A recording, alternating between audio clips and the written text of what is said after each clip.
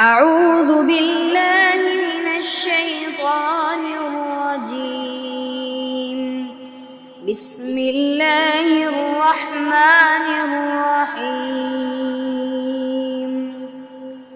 لا أقسم بيوم القيامة ولا أقسم بالنفس اللوامة أيحسب الإنسان أن لن نجمع عظامه بلى قادرين على أن نسوي بنانه بل يريد الإنسان ليفجر أمامه يسأل أيان يوم القيامة فإذا برق البصر وخسف القمر وجمع الشمس والقمر يقول الإنسان يومئذ أين المفر كلا لا وزر إلى ربك يومئذ المستقر ينبأ الإنسان يومئذ بما قدم وأخر بل الإنسان على نفسه بصيرة ولو ألقى معاذيره لا تحرك به لسانك لتعجل به إن علينا جمعه وقرآنه فإذا قرأناه فاتبع قرآنه ثم إن علينا بيانه كلا بل تحبون العاجلة وتذرون الآخرة وجوه يومئذ ناظرة إلى ربها ناظرة ووجوه يومئذ باسرة تظن أن يفعل بها فاقرة كلا إذا بلغت التراقي وقيل من راق وظن أنه الفراق والتفت الساق بالساق إلى ربك يومئذ المساق فلا صدق ولا صلى ولكن كذب وتولى ثم ذهب إلى أهله يتمطى أولى لك فأولى ثم أولى لك فأولى أيحسب الإنسان أن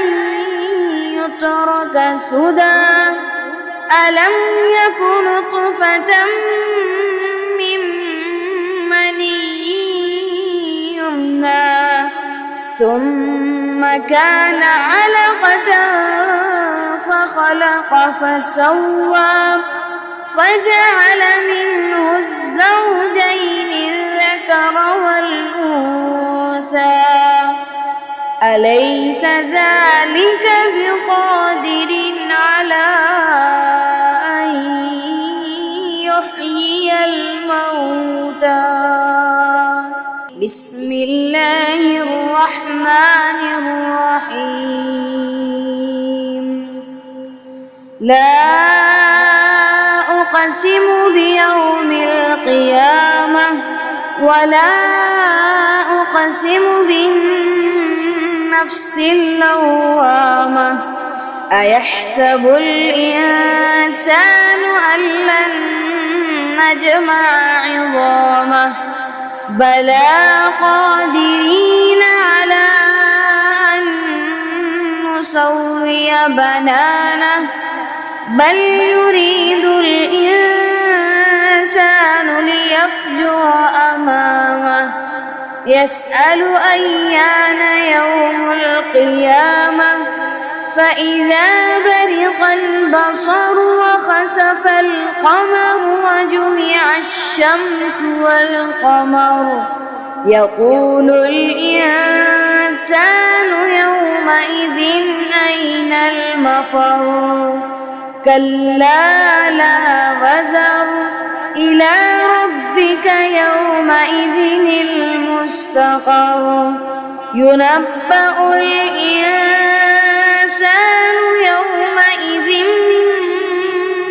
بما قدم وأخر بل الإنسان على نفسه بصيرة ولو ألقى معاذيره لا تحرك به لسانك لتعجل به إن علينا جمعه وقرآنه فإذا قرأناه فاتبع قرآنه ثم إن علينا بيانه كلا بل تحبون العاجلة وتذرون الآخرة وجوه يومئذ ناظرة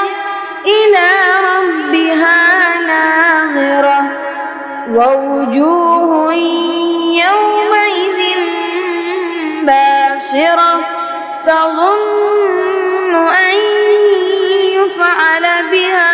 فاقرة كلا